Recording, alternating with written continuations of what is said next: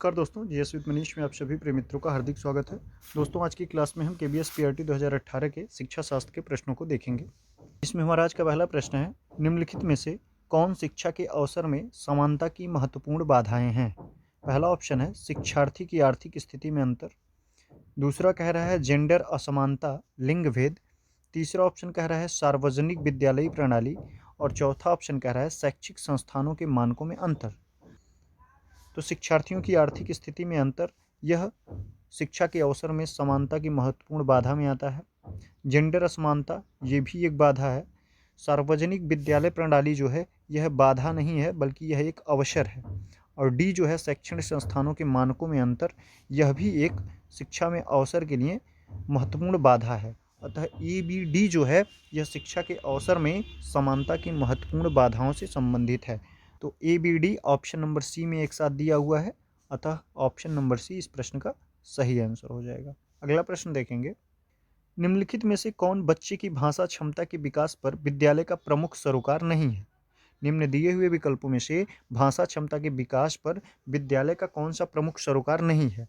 उच्चारण तथा साक्षरता संबंधी विषय, शब्द भंडारण का परिमाण बढ़ाना, भाषा उपयोग तथा निर्माण की क्षमता, या सोचना तथा दूसरों के साथ संवाद करना। तो निम्न दिए हुए विकल्पों में से शब्द भंडार का परिमाण बढ़ाना जो है यह विद्यालय का सरोकार नहीं है। उच्चारण तथा साक्षरता संबंधी विषय यह विद्यालय से संबंधित है। भाषा उपयोग तथा निर्माण की क्षमता तथा सोचना और दूसरों के साथ संवाद करना, ये तीनों विकल्प जो हैं यह विद्यालय के प्रमुख सरोकार में हैं, लेकिन शब्द भंडार का निर्माण करना यह विद्यालय के सरोकार से संबंधित नहीं। अतः ऑप्शन नंबर बी सही हो जाएगा। अगला प्रश्न देखेंगे, आपने कक्षा 5 के गणित के विद्यार्थियों की परीक्षा आयोजित की। इसमें अधिकांश विद्यार्थी सफल नहीं हो पाए। आपको दूसरी परीक्षा के लिए प्रश्न पत्र तैयार करना तथा परीक्षा लेनी है। आप कौन सी परीक्षा लेना पसंद करेंगे? संकलनात्मक परीक्षण, प्रवीणता परीक्षण, नैदानिक परीक्षण, या रचनात्मक परीक्षण? तो इस स्थिति में आप रचनात्मक परीक्षण लेना पसंद करेंगे, तो ऑप्शन नंबर डी सही हो जाएगा। अगला प्रश्न देखेंगे, सूक्ष्म अध्यापन माइक्रो टीचिंग एक तकनीकी है जिसका उपयोग किया जाता है कम संख्या वाली कक्षाओं के अध्यापन हेतु, अनुरूपित स्थिति में अध्यापन हेतु, विशिष्ट अध्यापन कौशल में शिक्षक की तैयारी हेतु, या कठिन अवधारणाओं के अध्यापन हेतु। तो सूक्ष्म अध्यापन जो तकनीकी है इसका उपयोग विशिष्ट अध्यापन कौशल में शिक्षक की तैयारी हेतु किया जाता है। तो ऑप्शन नंबर सी सही हो जाएगा। अगला प्रश्न देखेंगे, कोई शिक्षक बहुत प्रभावी हो सकता है यदि वह अच्छी शिक्षण सहायक सामग्री का उपयोग करे, या वह विद्यार्थियों की प्रश्न पूछने में सहायता करे, या वह विद्यार्थियों को प्रवीणता ग्रहण करने में सहायता करे, या उसके विद्यार्थी उच्च अंक प्राप्त करते हों। तो कोई शिक्षक बहुत प्रभावी यदि हो सकता है तो उसके अंदर यह विशेषता होनी चाहिए कि वह विद्यार्थियों को प्रवीणता ग्रहण करने में सहायता करे। अतः ऑप्शन नंबर सी सही हो जाएगा। अगला प्रश्न देखेंगे, आरंभ के प्राथमिक वर्षों अर्थात कक्षा 4 तक गणित के अधिगम हेतु किस प्रकार के प्रयास किए जाने की आवश्यकता है? कक्षा 4 तक के गणित के अधिगम हेतु किस प्रकार के प्रयास किए जाने चाहिए? निम्न दिए हुए विकल्पों में से अधिगम कठिनाइयों का निदान करना, संवर्धित कार्यक्रम प्रदान करना, पाठ्यक्रम सक्षमताओं कौशलों को पूरा करना, या कक्षा विद्यालय जाने में नियमितता सुनिश्चित करना। तो निम्न दिए हुए विकल्पों में कक्षा 4 तक के गणित अधिगम हेतु हमें जो प्रयास किए जाने चाहिए वह ऑप्शन नंबर बी सही हो जाएगा, संवर्धित कार्यक्रम प्रदान करना चाहिए। ठीक है, अगला प्रश्न देखेंगे, निम्नलिखित में से कौन सामाजिक तथा संवेगात्मक रूप से परिपक्व व्यक्ति का गुण नहीं है? वह सामाजिक अपेक्षाओं पर खरा उतरना अपना प्रमुख लक्ष्य बनाता है। वह दुश्चिंता तनाव की स्थिति में संयम बनाए रखने में समर्थ होता है। वह संवेगात्मक तनाव स्थिति में संयम बनाए रखने में समर्थ होता है, या वह विनोदप्रिय होता है तथा जीवन के प्रति सकारात्मक दृष्टिकोण रखता है। तो निम्न दिए हुए विकल्पों में से ऑप्शन नंबर ए सही हो जाएगा कि वह सामाजिक अपेक्षाओं पर खरा उतरना अपना प्रमुख लक्ष्य बनाता है। यह सामाजिक तथा संवेगात्मक रूप से परिपक्व व्यक्ति का गुण नहीं है। अतः ऑप्शन नंबर ए सही हो जाएगा। अगला प्रश्न देखेंगे, प्रतीकात्मक उद्दीपन के प्रति संवेगी अनुक्रिया निम्न में से किसका परिणाम है? परिपक्वता का, अधिगम का, समायोजन का, या वर्धित इंद्रिय बोध का? तो प्रतीकात्मक उद्दीपन के प्रति संवेगी अनुक्रिया निम्न में से परिपक्वता का परिणाम है। तो ऑप्शन नंबर ए सही हो जाएगा। अगला प्रश्न देखेंगे, व्यक्तिगत शिक्षा योजना आईईपी निम्न में से किस विचार पर आधारित नहीं है? शिक्षार्थी की वर्तमान विशेषताओं पे, प्राप्त किए जाने वाले व्यक्तिगत लक्ष्य पे, सहकारी अधिगम कार्यनीति का उपयोग में, या योग्यता आधारित समूहीकरण के आधार पर विद्यार्थियों का श्रेणीकरण करने पे। तो व्यक्तिगत शिक्षा योजना जो है यह योग्यता आधारित समूहीकरण के आधार पर विद्यार्थियों को श्रेणीकरण करने पर आधारित या के विचार पर आधारित नहीं है, अतः ऑप्शन नंबर डी सही हो जाएगा। अगला प्रश्न देखेंगे, सामान्यीकृत विचार तथा विशेषताएं जो एक पुरुष तथा महिला में होनी चाहिए निम्न में से क्या है? जेंडर भूमिका, जेंडर समानता, जेंडर असमानता, या जेंडर रूढ़ धारणा। तो सामान्यकृत विचार तथा विशेषताएं जो एक पुरुष तथा महिला में होनी चाहिए यह एक जेंडर रूढ़ धारणा है, अतः ऑप्शन नंबर डी सही हो जाएगा। अगला प्रश्न देखेंगे, समस्या समाधान के द्वारा अध्यापन में निम्न में से कौन शिक्षक की भूमिका के रूप में सामने नहीं आता है? समस्या की स्थिति का निर्माण करना, समस्या को समझने, परिभाषित करने तथा कहने में विद्यार्थी की सहायता करना, या समस्या के समुचित समाधान प्राप्त करने में विद्यार्थियों की सहायता करना, या कक्षा में भयमुक्त वातावरण का निर्माण करना। तो दिए हुए विकल्पों में से ऑप्शन नंबर ए सही हो जाएगा कि समस्या की स्थिति का निर्माण करना समस्या समाधान के द्वारा अध्यापन में शिक्षक की भूमिका के रूप में सामने नहीं आता, अतः ऑप्शन नंबर ए सही हो जाएगा। अगला प्रश्न देखेंगे, एक बच्चा अपनी मनपसंद किताब लेता है, वह प्रायः चित्रों का सुराग के रूप में उपयोग कर इसकी कहानी को फिर से कहता है। वह किस प्रक्रिया या चरण अवयव को दर्शाता है? आख्यान को, वाक्यगत जागरूकता को, आपपतिक पठन को, या श्वानिकी बोध को?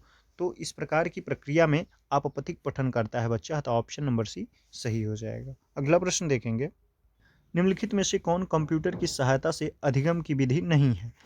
अनुशिक्षण, कवायद तथा अभ्यास सत्र, प्रतिरूपण, या आंकड़ों की व्याख्यान करना तथा निष्कर्ष निकालना।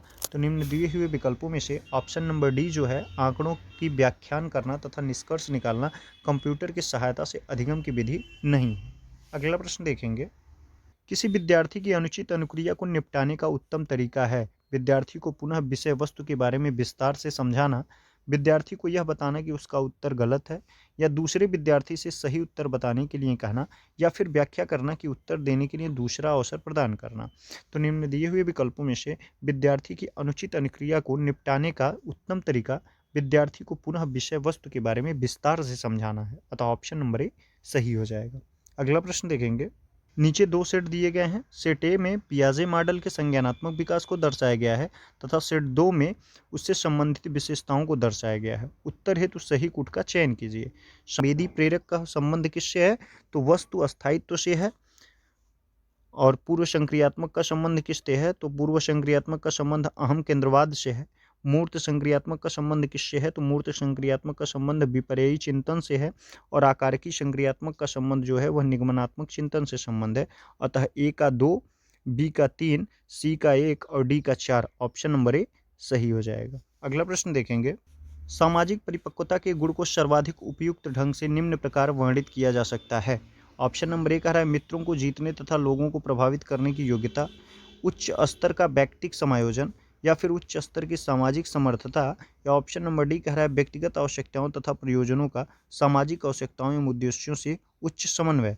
तो सामाजिक परिपक्वता के गुण को सर्वाधिक उपयुक्त ढंग से निम्न दिए हुए विकल्पों में से जो वर्णित करता है ऑप्शन, वह ऑप्शन नंबर डी वर्णित करता है कि व्यक्तिगत आवश्यकताओं तथा प्रयोजनों का सामाजिक आवश्यकताओं एवं उद्देश्यों के साथ उच्च समन्वय जो है सही आंसर हो जाएगा। अगला प्रश्न देखेंगे, निम्न में से किसके द्वारा अधिगम अंतराल की पहचान तथा इसका निराकरण किया जाता है? टीम अध्ययन, विमर्शपूर्ण अध्यापन, उपचारी अध्यापन, या पुनर्अध्यापन? तो निम्न दिए हुए विकल्पों में से ऑप्शन नंबर सी उपचारी अध्यापन सही हो जाएगा। अगला प्रश्न देखेंगे, किसी विद्यालय पाठ्यक्रम की सर्वाधिक सटीक परिभाषा है? पाठ्यक्रम की पूर्ण सारणी, विद्यार्थियों के क्रियाकलाप में वृद्धि लाने हेतु प्रयोग की जाने वाली सभी सामग्री, विद्यालय में संगठित अनुभवों का पूर्ण सेट, या विद्यार्थियों को दिए जाने वाले ज्ञान का कुल योग? तो विद्यालय पाठ्यक्रम की सर्वाधिक सटीक परिभाषा जो है वह ऑप्शन नंबर ए सही हो जाएगा, पाठ्यक्रम की पूर्ण सारणी। अगला प्रश्न देखेंगे, निम्नलिखित में से कौन विकास में अनुवांशिकता के प्रभाव का सर्वाधिक उपयुक्त वर्णन करता है? अनुवांशिकता यह तय करती है कि हम कहाँ तक जाएंगे, यह इस बात को तय करती है कि हम कहाँ तक जा सकते हैं, यह इस बात का मुख्य निर्धारक है कि हम कहाँ तक जाएंगे, या फिर यह इस बात का मुख्य निर्धारक है कि हम कहाँ तक जा सकते हैं? यही आंसर ऑप्शन नंबर बी हो जाएगा कि यह इस बात को तय करती है कि हम कहाँ तक जा सकते हैं। अगला प्रश्न देखेंगे, बहुस्तरीय स्थिति का सर्वाधिक महत्वपूर्ण विषय है विद्यार्थियों से सहयोग की मांग करना, कक्षा में विद्यार्थी संख्या का 30 से अधिक होना, विभिन्न श्रेणी वाले विभिन्न स्तरों के विद्यार्थियों की अधिगम आवश्यकताओं को एक साथ पूरा करना, या फिर समुचित अध्यापन अधिगम सामग्री टीएलएम की व्यवस्था करना। तो निम्न दिए हुए विकल्पों में से ऑप्शन नंबर सी सही हो जाएगा कि विभिन्न श्रेणी वाले विभिन्न स्तरों के विद्यार्थियों की अधिगम आवश्यकताओं को एक साथ पूरा करना जो है बहुस्तरीय स्थिति का सर्वाधिक महत्वपूर्ण विषय है। तो ये रहे केबीएस पीआरटी 2018 के शिक्षा शास्त्र के प्रीवियस ईयर प्रश्न जिनका हम लोगों ने अध्ययन किया। ठीक है, तो मिलते हैं अगली क्लास में। धन्यवाद।